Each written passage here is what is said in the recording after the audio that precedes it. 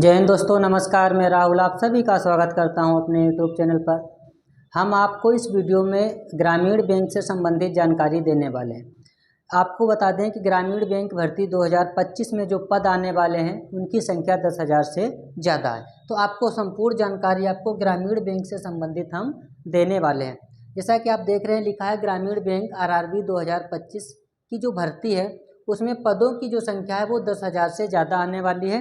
नीचे लिखा है कि संपूर्ण जानकारी, जो 10,000 पद इस बार आने वाले हैं उनसे संबंधित पूरी जानकारी आपको हम इस वीडियो में देने वाले हैं। जानकारी में आपको मिलने वाला exam pattern, syllabus, pre mains, interview, क्या क्या चीज़ें होती हैं, क्या डॉक्यूमेंट ज़रूरत होते हैं, वो जानकारी आपको हम बताने वाले हैं। ठीक है, तो शुरू करते हैं इस वीडियो को। इसमें पहले नंबर पर दिया है कि नोटिफिकेशन डेट, नोटिफिकेशन कब आने वाला है। नोटिफिकेशन की अगर बात करते हो कि फॉर्म जो है कब से अप्लाई होने वाले हैं, जो एग्ज़ाम होने वाला है ग्रामीण बैंक 2025 का, उसका नोटिफिकेशन मतलब फॉर्म कब से भरे जाएंगे।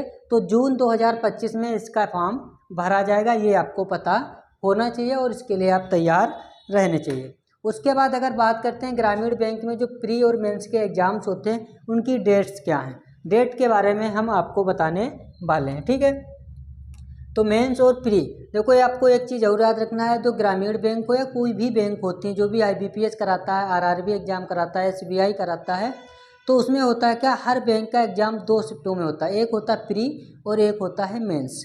प्री अगर आप क्वालिफाई करोगे तो मेंस के लिए जाओगे, अगर प्री क्वालिफाई नहीं कर पाते हो तो मेंस में आप नहीं बैठ पाओगे। ठीक है, तो ये आपको याद रखना है। अब आगे चलते हैं। इसमें दिया गया है कि ऑफिस स्केल 1, ऑफिस स्केल 1 की अगर बात करते तो ये हमारा होता है पीओ का एग्ज़ाम, ये हमारा होता है पीओ का एग्ज़ाम होता है। इसमें क्या होता है, इसका प्री एग्ज़ाम होने वाला है 2025 में। पीओ का जो एग्ज़ाम होगा प्री का, वो होने वाला है 27/7/25 को, 2/8/25 को, 3/8/25 को। 27/7 की मतलब इसका हुआ जुलाई में। तो आपका जो पीओ का एग्ज़ाम होने वाला है, पीओ का एग्ज़ाम होगा वो जुलाई से स्टार्ट हो जाएगा। जुलाई से कौन सा एग्ज़ाम होगा, ये प्री का एग्ज़ाम आपका जुलाई से स्टार्ट होगा और कब तक चलेगा, 3 अगस्त तक चलेगा। 3 अगस्त तक चलने वाला है। ठीक है, मतलब 27 को एक एग्ज़ाम होगा, फिर 2 तारीख को होगा, फिर 3 तारीख को होगा। ये आपका हो जाएगा पीओ प्रीलिम्स एग्ज़ाम। अब बात करते हैं ऑफिस असिस्टेंट। ऑफिस असिस्टेंट का मतलब होता है क्लर्क। ऑफिस असिस्टेंट का मतलब होता है क्लर्क का एग्ज़ाम। क्लर्क की अगर बात करते हैं जुलाई के बाद होने वाला, जुलाई के बाद आता है अगस्त, तो 30 अगस्त से जो है इसके स्टार्ट हो जाएंगे। क्लर्क का जो एग्ज़ाम है वो 30 अगस्त से स्टार्ट हो जाएगा, अगस्त के बाद सितंबर तक चलने वाले हैं। तो ऑफिस असिस्टेंट मतलब क्लर्क का एग्ज़ाम अगस्त से स्टार्ट होने वाले हैं और पीओ का प्री एग्ज़ाम जुलाई से स्टार्ट होने वाले हैं और क्लर्क प्री एग्ज़ाम अगस्त से स्टार्ट होने वाले हैं। ठीक है, अब बात करते हैं मेंस एग्ज़ाम की। मेंस में क्या होता है, जब आप प्री क्वालिफाई करोगे तब मेंस में जाओगे। ठीक है, तो मेंस का एग्ज़ाम अगर हम बात करते हैं पीओ की, पीओ का जो एग्ज़ाम मेंस का होगा वो 13/9/25 को होगा, मतलब अगस्त के बाद सितंबर में। सितंबर में आपका एग्ज़ाम हो जाएगा मेंस का, और किस डेट को हो जाएगा, सितंबर में आपका 13 सितंबर को पीओ का मेंस हो जाएगा। पीओ का मेंस जो है वो 13 सितंबर को होने वाला है। इसी तरीके से क्लर्क का मेंस जो है वो नवंबर में होने वाला है। नवंबर में कब होगा, 9 नवंबर को आपका जो है क्लर्क का मेंस हो जाएगा, क्लर्क का मेंस हो जाएगा। ये आपको याद रखना, मतलब प्री कब होने वाले हैं, जुलाई में। ये आपको याद रखना, जुलाई ही मानो। क्या होगा, प्री एग्ज़ाम जो है वो जुलाई से स्टार्ट हो जाएंगे, आरआरबी ग्रामीण बैंक पीओ और क्लर्क दोनों के। मेंस जो एग्ज़ाम्स हैं, मेंस की अगर बात करोगे, मेंस जो है पीओ का जो होने वाला है वो आपका होने वाला है सितंबर में। कब होने वाला है, सितंबर में, और किस डेट को होने वाला है, 13 सितंबर को। और क्लर्क की अगर बात करते हो, क्लर्क का जो मेंस होगा, क्लर्क का जो मेंस होगा वो 9, 11 और 25 को होगा। 11 का मतलब आपको समझ में आ रहा होगा नवंबर। ठीक है, तो ये आपकी पूरी जानकारी थी।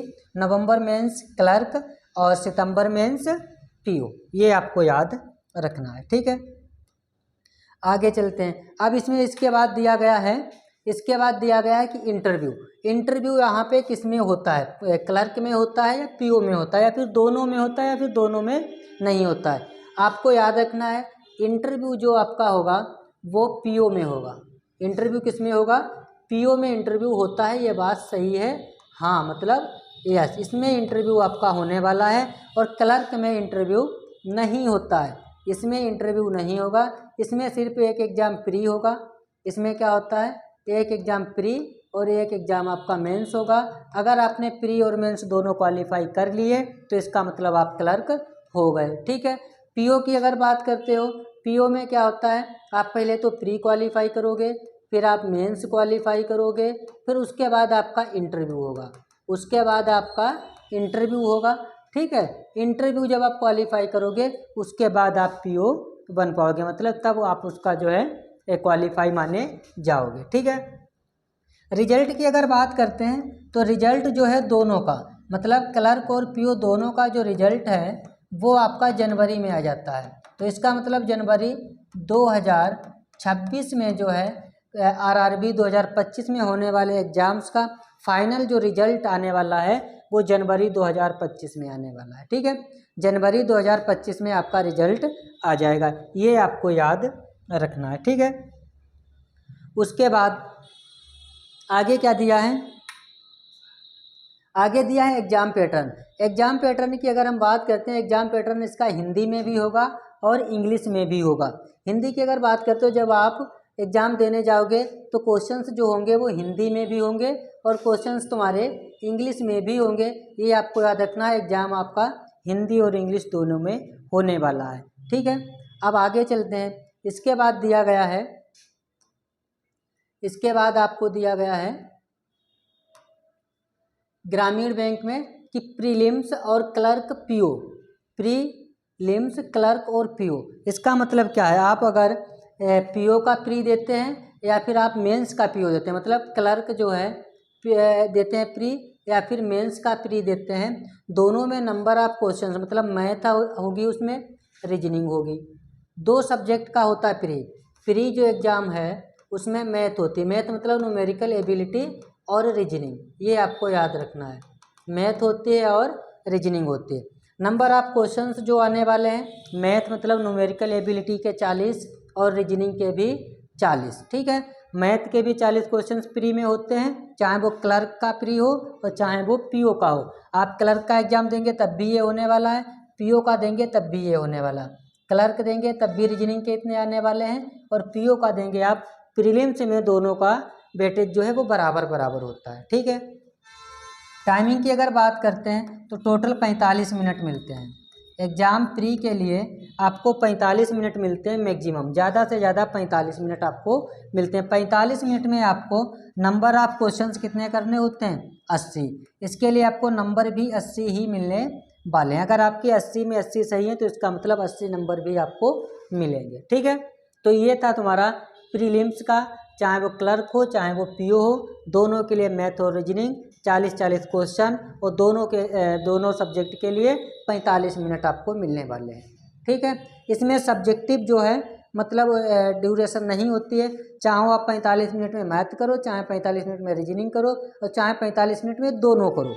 ठीक है। ये होता है, आप दोनों कर सकते हैं। अब जिस तरीके से आपकी स्पीड हो उस तरीके से आप इसमें कर पाओगे। ठीक है। आगे दिया है 40 हो गए। उसके बाद आगे दिया है ग्रामीण बैंक में, चाहे वो क्लर्क का एग्ज़ाम हो चाहे वो पीओ का एग्ज़ाम हो, अगर आपने क्लर्क दिया है या आपने पीओ दिया है तो फिर उसका होगा मेंस। ये किसका है, क्लर्क का प्री देने के बाद मेंस का। मेंस में क्या आता है, रीजनिंग आती है। मेंस में क्या होता है, देखो प्री में 2 सब्जेक्ट थे, मैथ और रीजनिंग। यहाँ पे क्या आने वाले हैं, 5 सब्जेक्ट आने वाले हैं।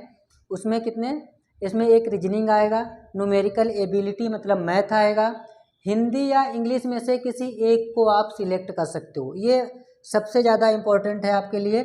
यदि आपकी अंग्रेजी अच्छी नहीं है, मतलब इंग्लिश में आप कमज़ोर हो, इंग्लिश के क्वेश्चंस नहीं वहाँ पे कर सकते हो, तो आप क्या करोगे, वहाँ पर इंग्लिश को छोड़ दोगे, तो आप हिंदी को सिलेक्ट करोगे। मेंस की बात कर रहे हैं हम, हिंदी या इंग्लिश में से किसी एक को लेकर के आप एग्ज़ाम दे सकते हो। तो यहाँ पे हिंदी या इंग्लिश में से किसी एक को करना होता है, ठीक है, कोई एक आप ले सकते हो। उसके बाद आपको कंप्यूटर नॉलेज से संबंधित क्वेश्चंस आते हैं और जीके और जीएस, ये 5 सब्जेक्ट आपके बन जाते हैं। लिखे 6 हैं, हिंदी या इंग्लिश में से किसी एक को लेना, हिंदी या इंग्लिश। नंबर ऑफ क्वेश्चंस की अगर हम बात करते हैं तो रीजनिंग के जो हैं वो 40 आते हैं, मैथ के नंबर ऑफ क्वेश्चंस 40 आते हैं, तो सभी के 40-40 क्वेश्चंस आते हैं, ठीक है। तो टोटल नंबर ऑफ क्वेश्चंस हमारे बन जाते हैं 200। एग्ज़ाम जो हमारा मेंस होता है नंबर ऑफ क्वेश्चंस 200 का होता है, ठीक है। रीजनिंग के जो 40 क्वेश्चंस आते हैं उनके लिए नंबर हमको मिलते हैं 50। मैथ के जो 40 क्वेश्चंस आते हैं उनके लिए नंबर हमको मिलता है 50 नंबर मिलते हैं। जो हमारे हिंदी या इंग्लिश में से किसी एक को सिलेक्ट करके एग्ज़ाम दोगे तो उसके लिए हमको नंबर मिलने वाले हैं 40, ठीक है। ऐसे अगर कंप्यूटर का आप देंगे, कंप्यूटर में आपको देंगे क्या, उसमें होता है नंबर ऑफ क्वेश्चंस 40 आने वाले हैं और क्वेश्चन नंबर कितने मिलने वाले हैं आपको, 20 नंबर आपको मिलने वाले हैं। उसके बाद जीके और जीएस के आपको कितने नंबर मिलने वाले हैं, यहाँ पे 40 नंबर मिलने वाले। इस तरीके से टोटल नंबर ऑफ क्वेश्चंस के 200 आपको नंबर भी मिलने वाले, ये आपको याद रखना। कितने नंबर मिलने वाले हैं, 200 नंबर भी आपको मिलने वाले हैं। टोटल नंबर ऑफ क्वेश्चंस भी 200 होते हैं। समय की अगर हम बात करते हैं, समय जो हमारा होता है वो 120 मिनट का मतलब होता है 2 घंटा। ये मेंस का जो एग्ज़ाम होता है, चाहे वो आरआरबी क्लर्क हो, चाहे वो आरआरबी पीओ हो, दोनों के लिए मेंस के एग्ज़ाम के लिए टाइमिंग 2 घंटा होती है। सब्जेक्ट सेम होते हैं, नंबर ऑफ क्वेश्चन सेम होते हैं और नंबर टोटल कितने कितने मिलते हैं वो भी सेम होता है, ठीक है। बस थोड़ा सा जो अंतर होता है क्लर्क और पीओ में वो होता है नंबर का टफ या कठिन होना, ठीक है। क्लर्क में थोड़ा सा आसान क्वेश्चन फंस सकते हैं और मेंस में, ठीक है, और पीओ के थोड़े से टफ फंस सकते हैं, ये होता है बस। बाकी चीज़ें सेम होती हैं। हिंदी या इंग्लिश में से फिर से आपको हम बताते हैं, हिंदी या इंग्लिश में से किसी एक को लेना है। यदि आपकी हिंदी अच्छी है तो आपको हिंदी में एग्ज़ाम देना है, हिंदी का देना है यहाँ पे मेंस में। अगर आप अंग्रेजी में अच्छा स्कोर कर सकते हो तो आपको अंग्रेजी का ही सिलेक्ट करना, ये आपको याद रखना, ठीक है। आगे चलते हैं, आगे क्या दिया गया है, आगे दिया गया है कि क्या क्या चीज़ें हमको ज़रूरत होती हैं इसमें फॉर्म डालने के लिए या नेगेटिव मार्किंग, इससे संबंधित पूरी जानकारी आपको बताने वाले। इसमें नंबर 1 पर आता है आपका क्वेश्चंस जो होते हैं उनकी बात करते हैं। आपका क्वेश्चंस होता है क्या नेगेटिव मार्किंग होती है, हाँ नेगेटिव मार्किंग होती है, लेकिन कितनी होती है, 1/4, मतलब 1/4 नेगेटिव मार्किंग होती है। इसमें टाइपिंग होती है, टाइपिंग से कोई मतलब नहीं होता। टाइपिंग का मतलब कंप्यूटर पर हिंदी या इंग्लिश की टाइपिंग, उससे कोई मतलब नहीं होता यहाँ पे। उसके बाद कंप्यूटर सर्टिफिकेट की ज़रूरत होती है, नहीं। यदि आपके पास कंप्यूटर सर्टिफिकेट नहीं है तो कोई मतलब नहीं, वहाँ पे कोई ज़रूरी नहीं होता है कि आपके पास कंप्यूटर का कोई कोर्स होना चाहिए। यदि है आपके पास तो वहाँ पर लगा सकते हो। उसके बाद आता है हिंदी या इंग्लिश एग्ज़ाम, मतलब आपका जो एग्ज़ाम होने वाला वो हिंदी या इंग्लिश में होगा या दोनों में। तो आपका जो क्वेश्चन है वो उसका मतलब है कि बोथ, मतलब जो इसका एग्ज़ाम पैटर्न होता है हिंदी और इंग्लिश दोनों में होता है। जो वहाँ पर क्वेश्चंस आने वाले हैं वो हिंदी और इंग्लिश दोनों में आने वाले हैं, ठीक है। जो भाषा आपके समझ में आए उसमें आप दे सकते हो, ये आपको याद रखना है।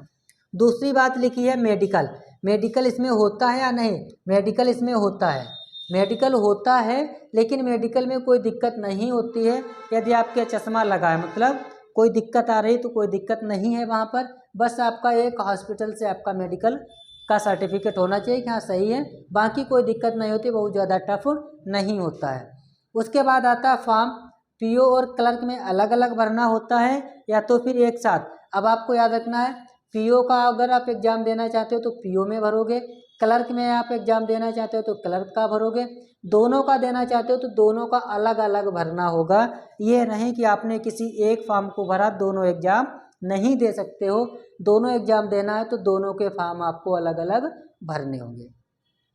फिर आता है डॉक्यूमेंट, डॉक्यूमेंट की अगर हम बात करते हैं तो डॉक्यूमेंट में आपके पास हाई स्कूल की मार्कशीट का होना चाहिए, 12th की मार्कशीट होनी चाहिए, उसके बाद ग्रेजुएशन आपका होना चाहिए, कास्ट सर्टिफिकेट होना चाहिए, EWS होना चाहिए। अब आपको बताते हैं कैसे होता है। देखो आपके पास हाई स्कूल, इंटर और ग्रेजुएशन, ग्रेजुएशन का मतलब ये नहीं BA या BSc, चाहे आपने BA किया हो, BSc किया हो, BCom किया हो, ठीक है, BTech किया हो, उसके बाद LLB किया हो, इसके अलावा भी डिग्री होती हैं जैसे BCA किया हो, तो बस आपको क्या होना है, आपके पास एक ग्रेजुएशन की डिग्री होना चाहिए, मतलब आप ग्रेजुएट पास होने चाहिए, बस ये डिग्री हो सकती है। आप इतना अगर कर लेंगे तो आप इसमें PO और क्लर्क दोनों में एग्ज़ाम दे सकते हो फॉर्म भर कर, ठीक है।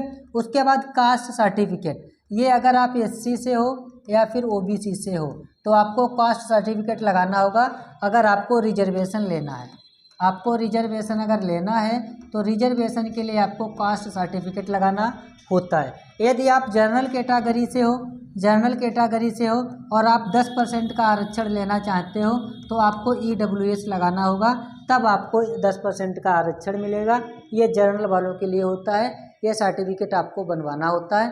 यदि किसी के पास EWS सर्टिफिकेट है तो आपको 10% छूट उसमें मिल जाती है, ये आपको याद रखना है यदि आप जनरल कैटेगरी से हैं तो। और कास्ट सर्टिफिकेट SC OBC के लिए होता है। इतने डॉक्यूमेंट आपके पास होने चाहिए, इतनी क्वालिफिकेशन आपके पास होनी चाहिए, तब आप जाकर के एग्ज़ाम दे पाओगे।